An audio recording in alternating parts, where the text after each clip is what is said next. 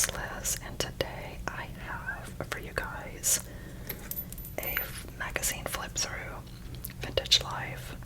This one is from February 17th, 1941, and on the cover, I actually had to look this up because I thought she looks familiar, but I don't know who she is. It is Cobina Wright Jr. Now I'm thinking to myself, is this like a relative of one of the Wright brothers? I didn't know. Apparently she was an actress and a model. Don't really know anything else beyond that about her. I had never even heard of her, so anyway. It says down here Hollywood party, so I guess this was a picture taken of her at a Hollywood party. And this particular edition comes from Kenosha, Wisconsin. So if any of my viewers or subscribers are from Kenosha, hello. This particular edition was 10 cents in 1941. That's how much it costs. And a yearly subscription was $4.50. Okay. It looks like this has seen some wear and tear. The seller that I bought this from had to put masking tape on the spine.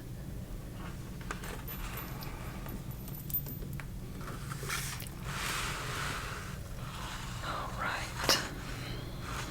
Kind of makes me very wary to press it down, so I'm not going to. I'm just gonna kind of let it naturally fall open as I flip the pages. Here's an ad for Libby's juice. Never heard of Libby's juice. I guess, well, you know, Libby's is a brand name that's still around, isn't it?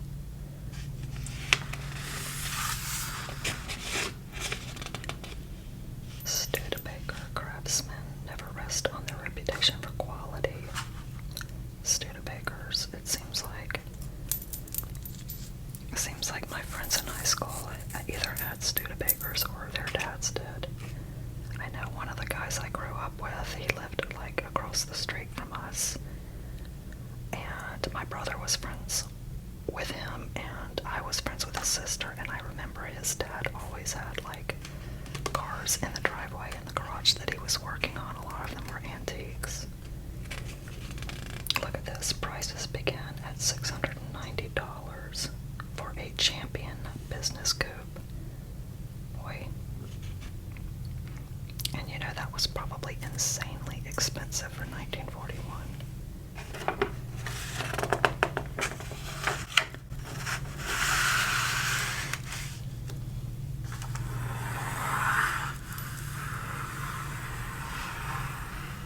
Okay, there's an ad over here that's interesting. It says, I came within a hair's breadth of losing him.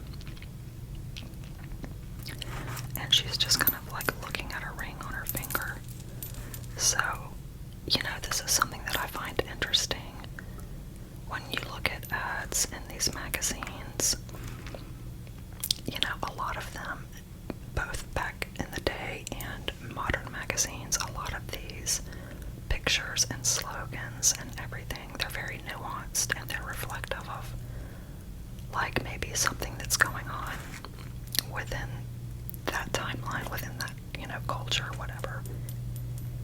And so I'm guessing that in 1941 you would look at this ad and know exactly what, you know, what that means.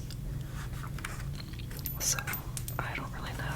She's just looking at a ring. Like, did he give her, it almost looks like a man's ring there too.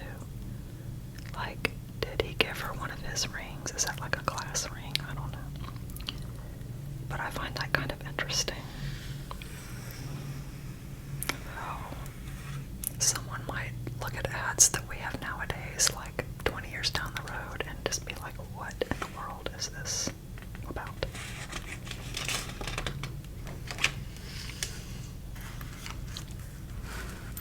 Incredible but true. Only 5 cents for a signed original by Grant Wood. It looks like you could get a free 64-page catalog.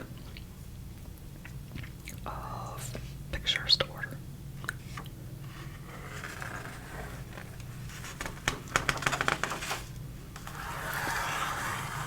Okay, on this side we've got some comic. How's your pep appeal? Kellogg's Pep. Lucky your mother had some Kellogg's Pep in the house, for it's a grand place to start on vitamins. Yes, sir, Pep is extra rich in the two vitamins that are least abundant and those most needed in ordinary diets. Vitamins B1 and D. You start getting all your vitamins and you'll feel like a different girl. Okay. You know, another thing that was very different back then. I know you guys are probably going, duh. But, you know, how people got their food. So I'm sure diets were very different back in the 40s, and the way that people got their food, I'm sure, was very different too. There wasn't nearly the overabundance of choices and, you know, options that we have nowadays. Things were probably more likely to be seasonal as far as availability. So, over here is an ad for an Oldsmobile car, a bright, I guess like canary yellow. It's actually kind of pretty. This special down sedan.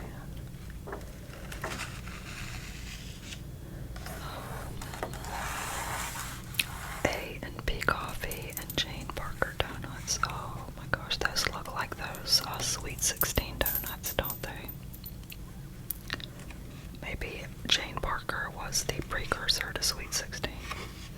But no, there's 1, 2, 3, 4, 5, 6, 12 donuts in that box. Powdered donuts with a nice warm cup of coffee sounds good right now. And yet another thing you don't see is ads for cigarettes. But it looks like they used to advertise menthol cigarettes for people who have a cold because it makes your throat feel clearer and your mouth feel cooler. It's interesting. You know, I smoked years ago. I started when I was probably 17, and I hated menthols, but one day I went into the store to buy a pack, and they didn't have the kind I wanted, I guess, or maybe I accidentally got menthol, I don't remember, but the first two that I smoked, I was like mortified. I was like, oh my gosh, but I didn't have time to like go back and, you know, ask for like a regular non-menthol pack, or maybe I just didn't want to deal with it. But before that pack was halfway finished, I was already addicted to menthol. It's so incredibly addictive, I tell you.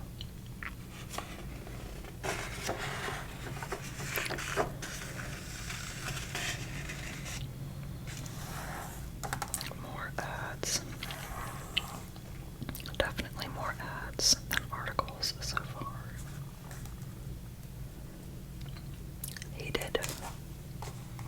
Heated rooms often make coughs worse. Pertussin helps restore natural throat moisture. Pertussin isn't. Wait a minute. Isn't pertussis an actual disease? Am I remembering that correctly? Like whooping cough? Is that what pertussis is? I don't know. It just sounds like they named a medicine something very similar to the name of an actual disease.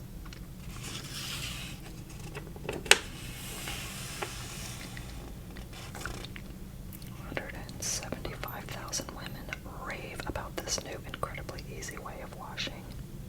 So this particular washing machine, it fills itself with water, controls water temperatures for different fabrics, and washes your clothes! Exclamation point. Then it changes the water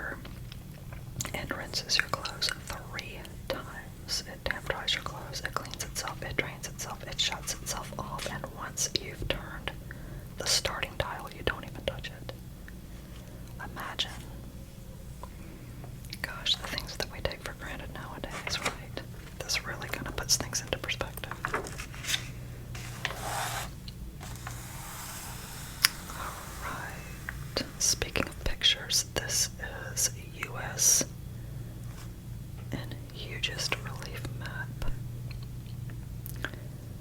Okay, this is mountains, deserts, prairies, and valleys of the U.S. as they appear on the world's largest relief map. That is at Babson Institute at Babson Park, Massachusetts. It was built. So I don't know if you can see right here, there are two people standing next to it. And this right here is a 6-foot dome. There's no way that's 6 foot. It must be 6 foot tall at its highest point. But, yes, okay, so 6 feet. I'm guessing 6 feet tall. It measures 63 feet across. And it shows the U.S. on the scale of 4 miles to the inch, with vertical relief exaggerated 6 times. Wow.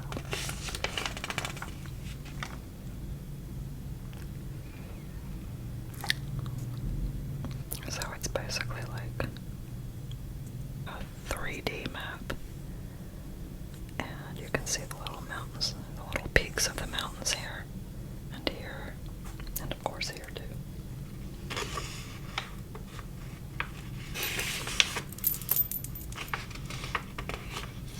The Atlantic coastal plain is furrowed and wrinkled with streams and rolling hills. Westward, the plain slopes upward to the Appalachians, or Appalachians, depending on how you say it. Just right here, I guess. Note, Mohawk River running west from Hudson Valley. Well, I don't know. That's Massachusetts, right? So is that. I guess that's the Mohawk River. I don't know. Or maybe.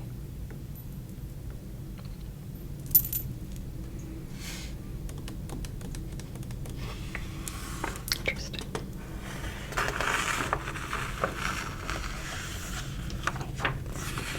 Oops, I skipped a page. I don't know if you guys can hear it, but the wind is really picking up outside.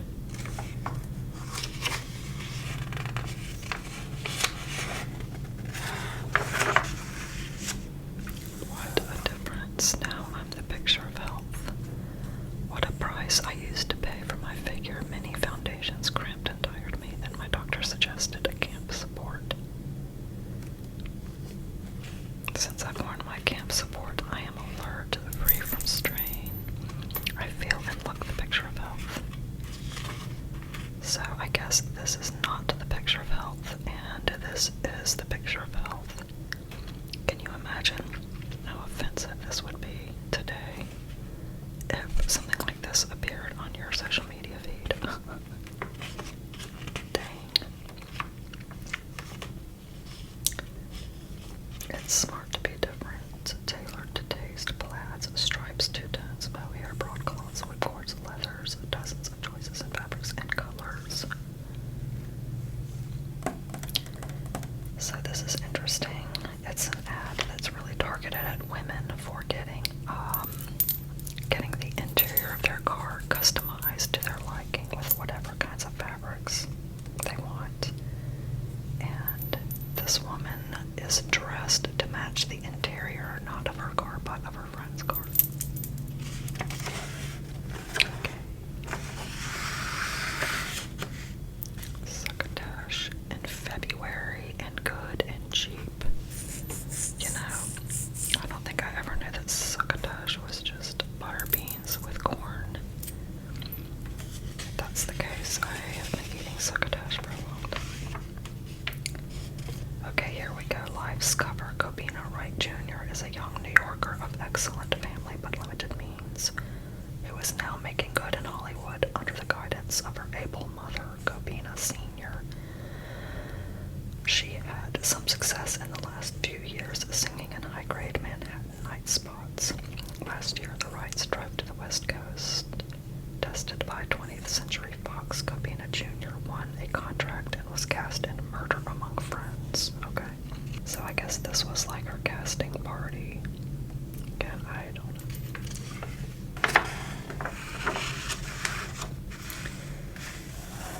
The 1941 Chevrolet. So I didn't mention this at the beginning of my video, but 1941 was a pretty significant year in the US because it was the year that, in December, the Japanese bombed Pearl Harbor, and that started World War II. So,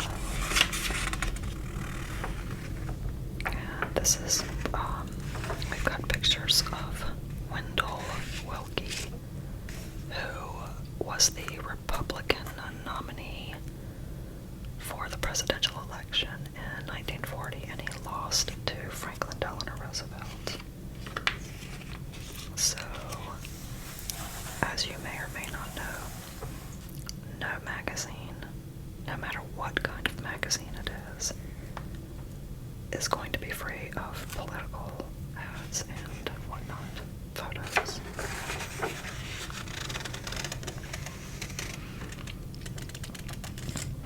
In the old Chesterfield Arms, Wendell Willkie drew himself a glass of beer at the proprietor's invitation. Determined to meet civilians as well as government officials, Mr. Willkie slipped away from escorts on his fourth day in London and walked into a Mayfair pub. From there he bought drinks for 5 Irish soldiers, played a game of darts, and chatted with many of the customers who crowded in when they heard of his presence.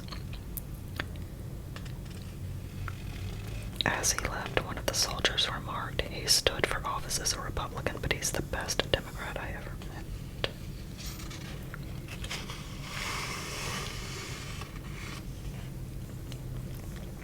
And these are pictures of the British Prime Minister, Harry Hopkins.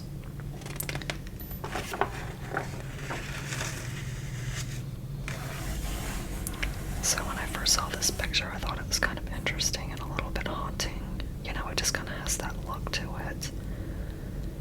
I mean, a lot of black and white photos do, but I guess because it looks kind of fuzzy and she's wearing this black overcoat as she, you know, obviously walks out to the ocean.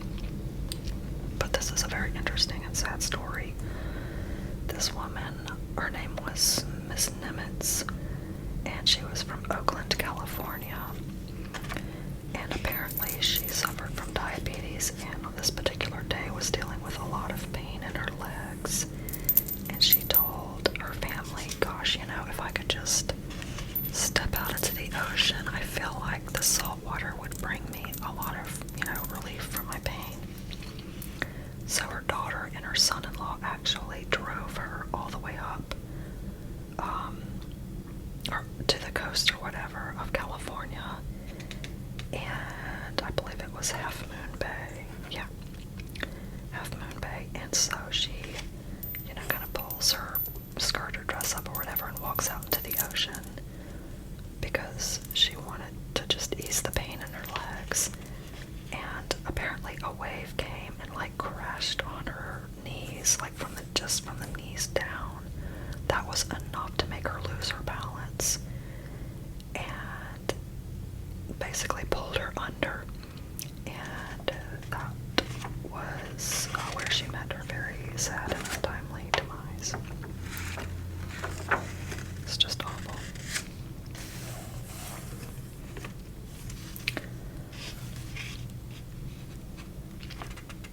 On February 1st, the War and Navy Department.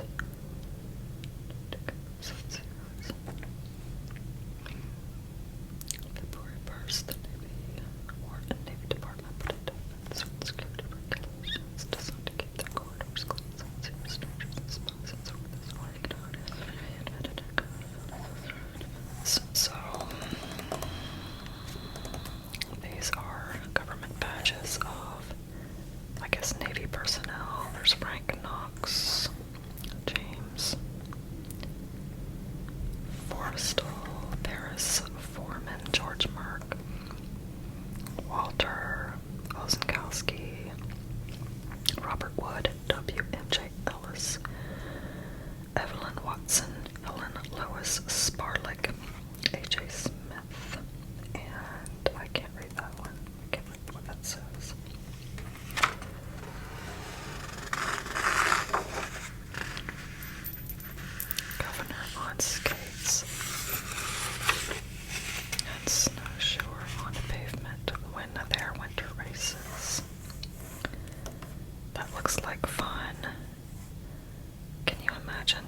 just pushing you around a pond in a little sleigh there.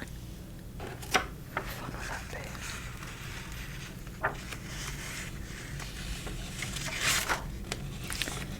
British Army storms Bardia and collects Italian equipment. I don't want to see war pictures.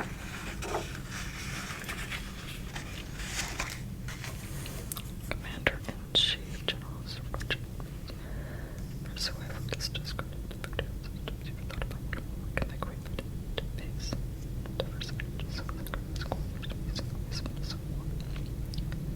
okay. From then and there to here and now. Chicken noodle soup. It looks exactly the same in 1941 as it does in 2024.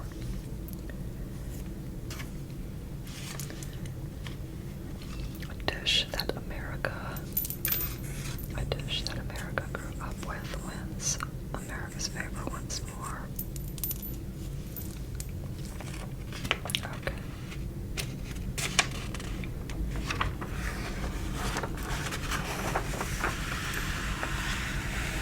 First love.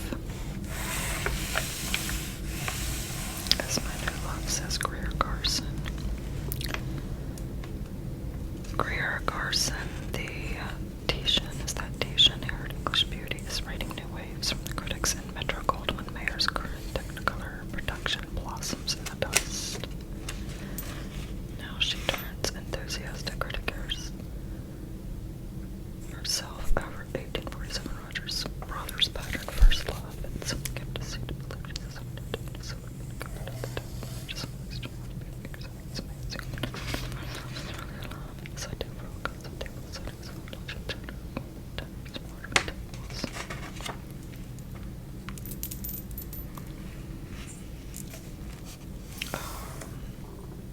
Here's a giant picture of an ant that says US on it.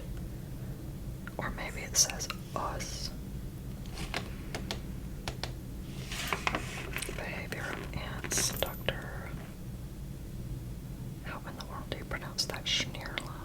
Schneerla's mazes. They demonstrate power to learn and solve complex problems. Ants are so cool. I read an article recently about how I think scientists found these tunnels and poured concrete into them and then dug up the concrete after it hardened and were able to learn how ants just create these massive underground tunnels. They're so incredibly smart in ways that we just don't really are able to comprehend.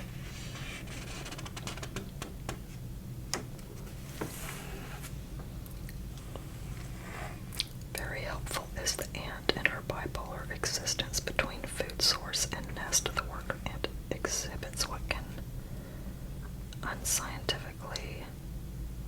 be unscientifically described as an intelligence of a high order. To determine by the experimental method the limits and factors in her psychological performance, Dr. T.C. Schneerla of New York University sets the worker ant some problems that duplicate and complicate the problems that she meets in nature. I would say that most animals are way more intelligent than we give them credit for. There's this whoops, I just tore that. Anyway, there's this misconception that because they don't talk the same way we do, that they're not smart. Maybe not a misconception as much as it's just this sort of underlying belief that maybe a lot of people aren't consciously aware of. But, animals have their own way of communicating. And many of them can understand, can understand a lot more than we think. So these pictures are showing an ant feeding on water, and it begins a trip through the maze. There it is at an entrance. It pauses. I'm not used to finding a gate halfway open. There's a gate here. And then it's at a, quote, choice point, where I guess it forks into a blind alley, and so the ant hesitates. It doesn't know what to do. Then and that ant makes a wrong turn and starts down a blind alley, hugging the wall. It's like walking really close to the wall. Then there's a cul-de-sac. Palps the wall with its antennae, and it finds its way blocked. She then explores the corner, and once again hugging the wall, she makes her way back. And on a later trip, that ant makes a wrong turn, and it actually corrects itself and it learns the right way to go. It's really interesting.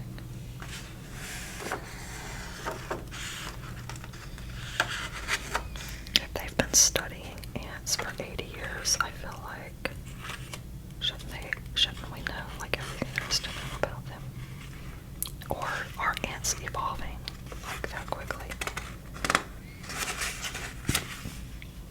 That there's just continually things to learn.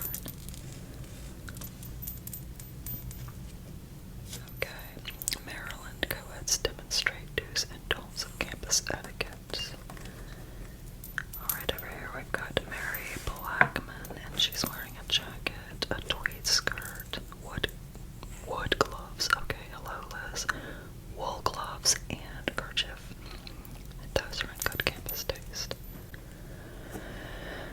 Joe Welch wears a sweater, a flannel skirt, tweed jacket from Men's Shop, a very popular touch.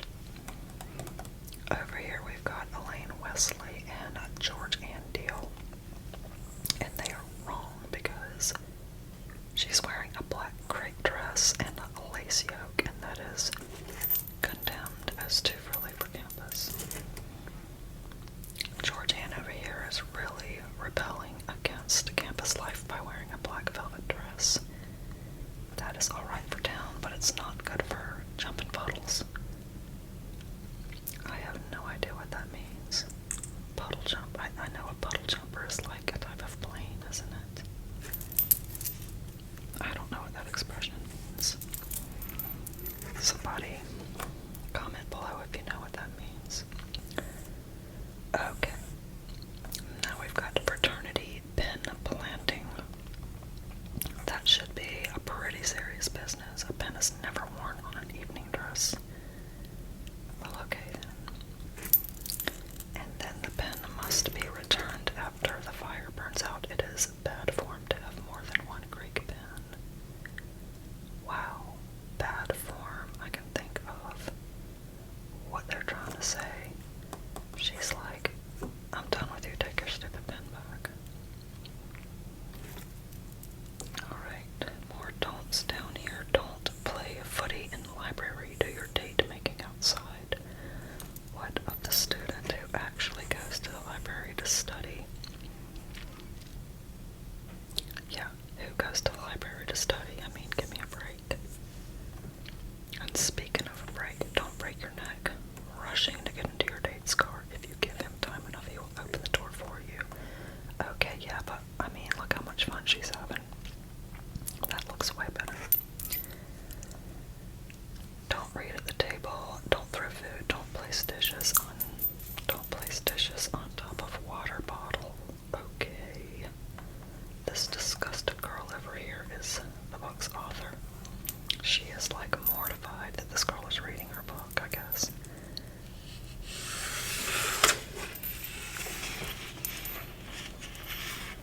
Don't ignore a dud blind date, even if he doesn't look like Clark Gable. Don't start eating before the hostess gives the signal.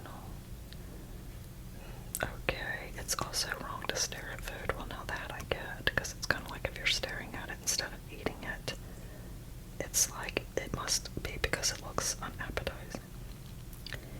And don't practice a new step that requires 10 square feet on a crowded dance floor. Okay. Got it.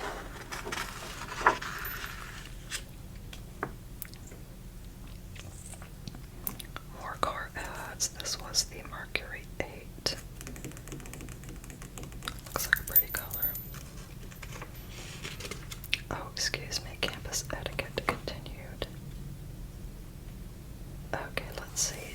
Don't. Spike heels are out of place on the campus.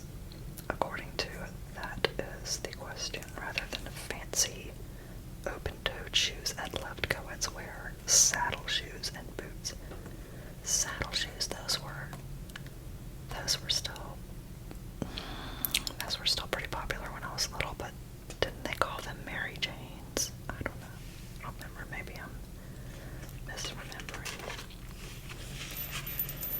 Alright, y'all. Let's see. Don't smoke when your escort doesn't. Makes him feel ineffectual. Wow. Is that like a 1940s term for emasculated? Okay. Don't make up in public. Retire to the dressing room to fix up your face. Okay, well, yeah. Don't blow on soup. Okay, that kind of makes sense. Don't dangle cigarettes in your mouth. It is unladylike and it gets smoke in your eyes.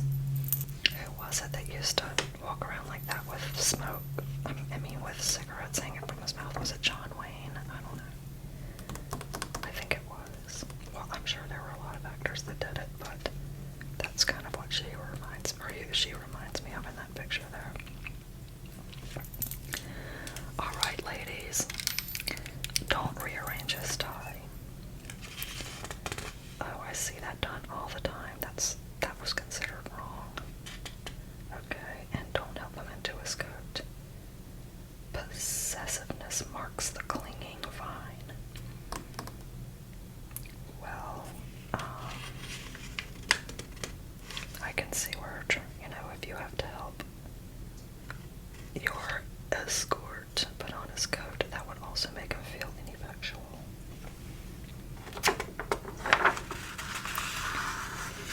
Oh, here are some pictures of a Broadway play. Or several Broadway plays. This one is from Lady in the Dark, Gertrude Lawrence.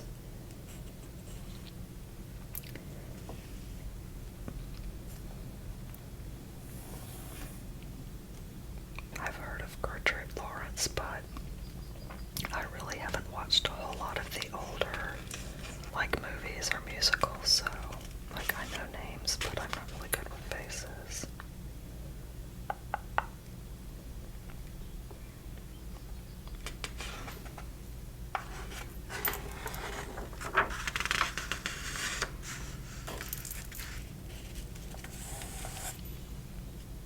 Okay, Joey picks up girl who is just a casual conquest. Alrighty.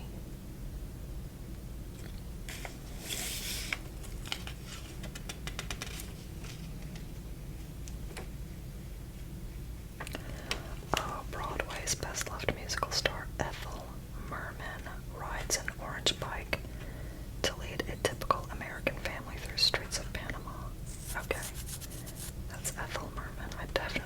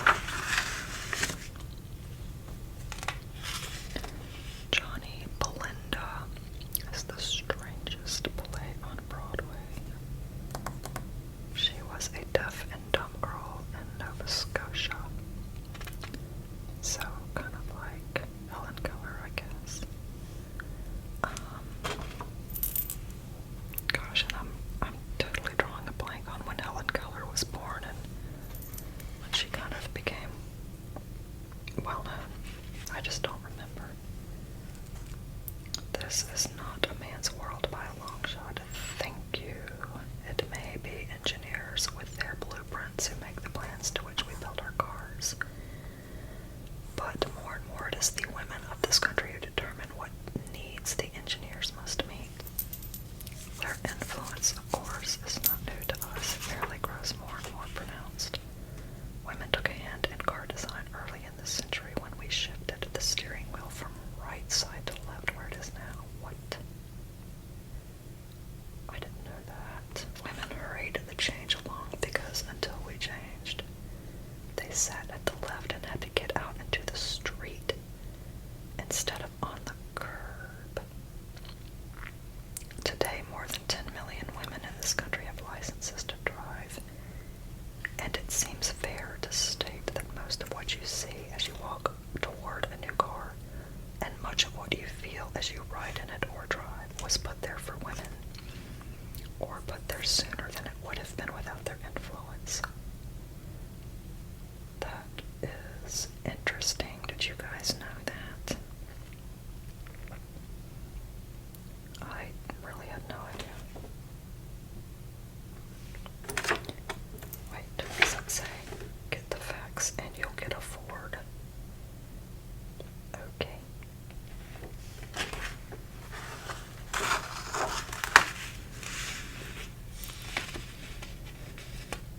Moving along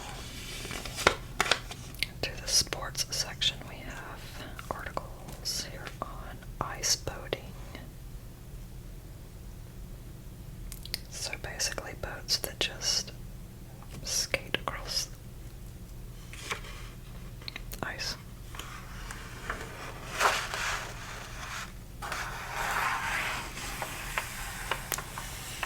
Shoes for women. Oh, but don't wear them to college with the heels. So you could wear this or this or this to college.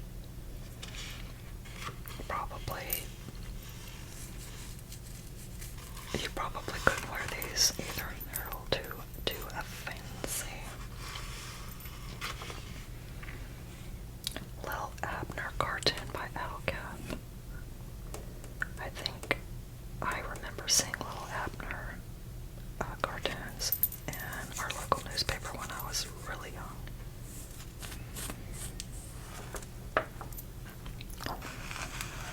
Oh boy. Here's an ad for Swift's Premium Tender Frankfurts. This is gonna make me hungry. If I start seeing food ads, it's gonna be all over. You guys are gonna hear my stomach start growling.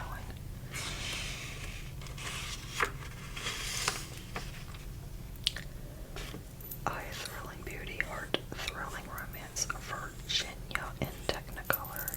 The magnificent love story of a beautiful rebel, starring Madeline Carroll and Fred McMurray.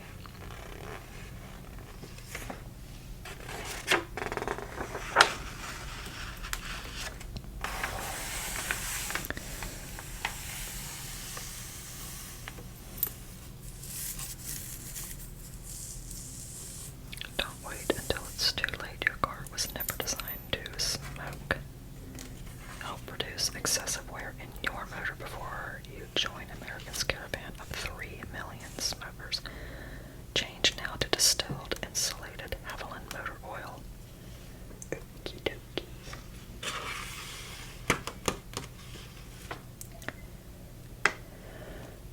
Oh, brother. The American Century by Henry Luce, or Luce, I don't know. The very first line says, "We Americans are unhappy. We are not happy about America. We are not happy about ourselves in relation to America.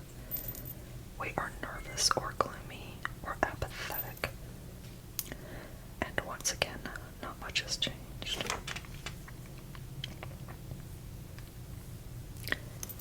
According to Winston Churchill, outside the storms of war may blow, and the land may be lashed with the fury of its gales, but in our hearts this Sunday morning there is peace. Oh, that was in 1939 on the first day of the war in England.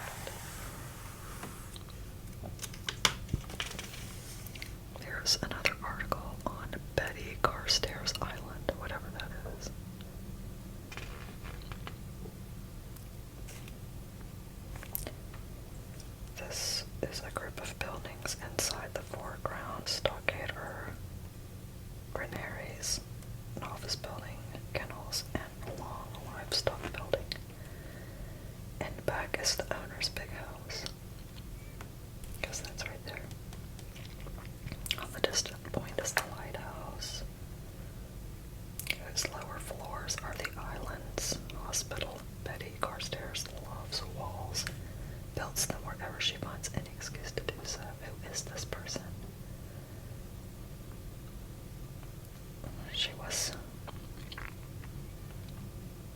41 in this picture here. It says, until 7 years ago, she was a well-known English public character. She was known as an oil heiress because her mother was one of the rich Standard Oil Bostwicks. Okay, so a war heiress.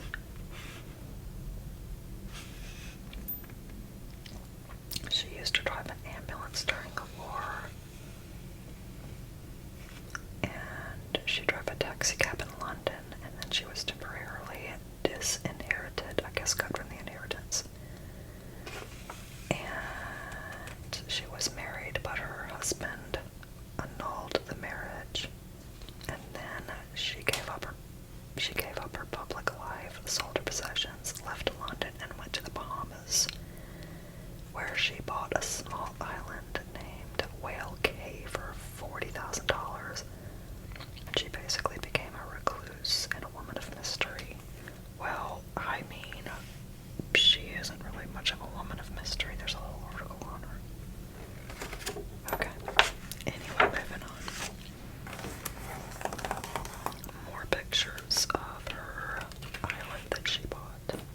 This woman who was disinherited from being an oil heiress.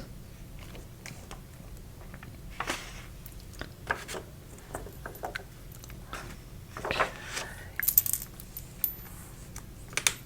Oh, look at that library. It looks nice. Love to have all those books.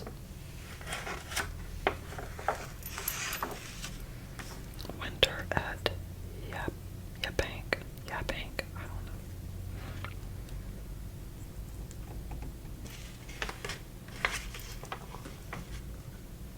I gotta say, after flipping through a number of these vintage magazines, I find the articles kind of boring and the ads more interesting. I think just because of how different ads were back then, or how different they are now.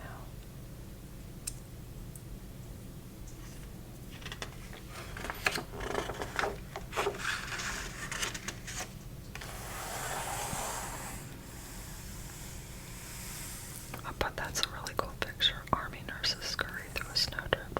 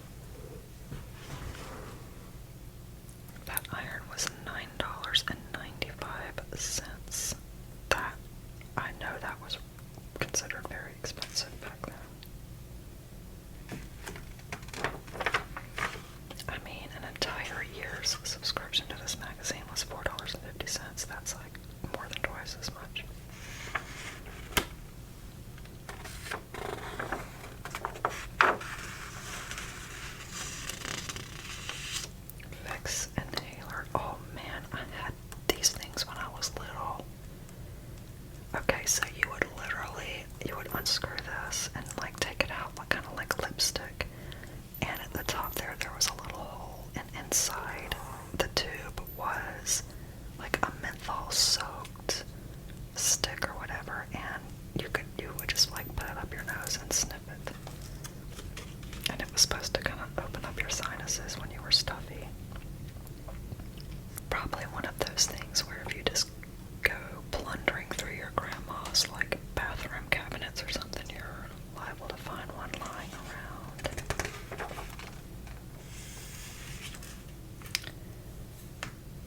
And form fit bra ad. Perfect for day life, perfect for nightlife, and perfect for sports life. Well, I'm gonna argue there. I think you need a special kind of bra for the sports life. But that's just me. Okay, here's the Hollywood party for Kobina Wright Jr.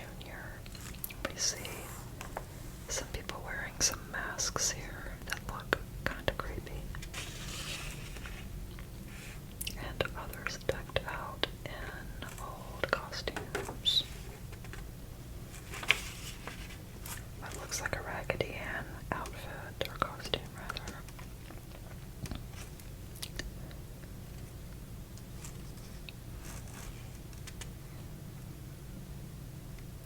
This was a party where there were more than 200 movie stars, press agents, and publicity buffs. Okay. Took place at Sarah's casket, film costumes, sweep day, recording studio, famous contours, big clay, put the phone up, this construction, so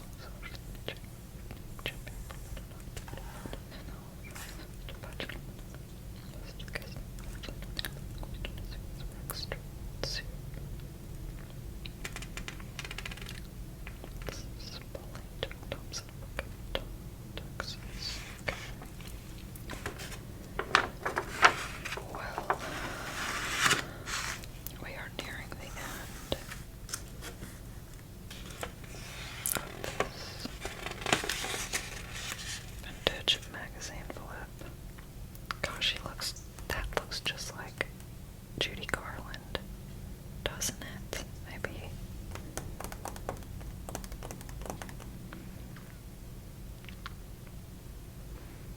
Juanita Stark, Hollywood's current Cinderella girl, dresses for St. Cyr party. Her unexcited sister, June, 15, assists. Juanita Stark is her name. Drinking some good old-fashioned buttermilk by mother's orders with Alfred Vanderbilt.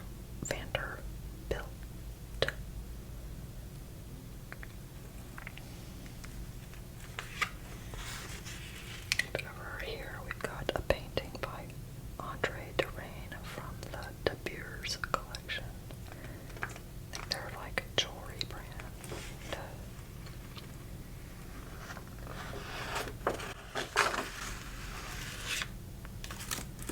More whiskey. This one's called Old Granddad. I like that. That looks very light.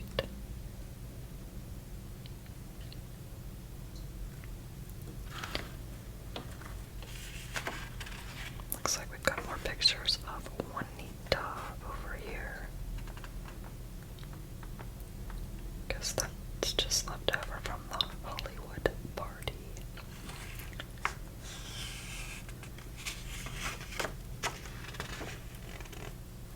And next to those pictures is an ad for dog food, and apparently this dog food comes with a red heart identification locket. Don't lose your dog. Send for free. New improved red heart lost and found dog locket. Has space for your name, address, phone, dog's name, etc. Non-inflammable, waterproof, and with locket get a copy of Michael von Munzig's official obedience rules. Okay. The original dog whisperer, I guess.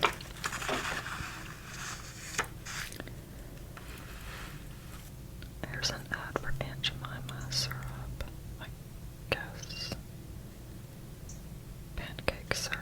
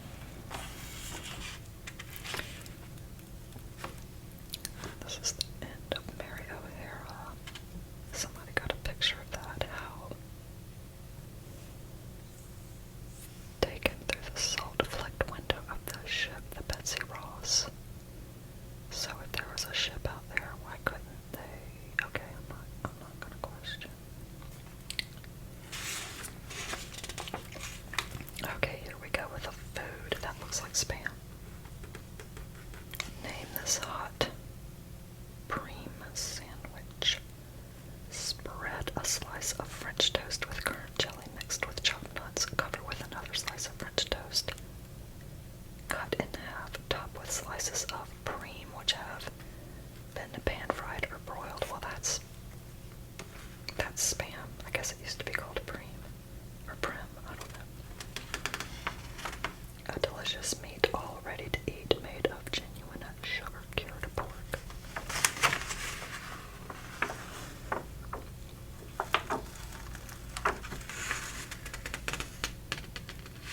There's another picture. To the editor, pass the bison, Peppy. So this is a picture of a barbecue pit, which is very fitting that it's on the opposite side of the page of the canned meat.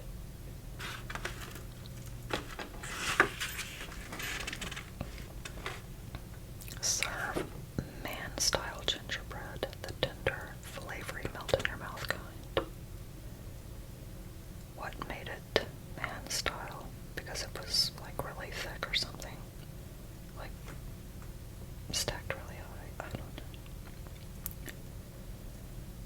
It looks good. It's making me hungry, guys. Oh my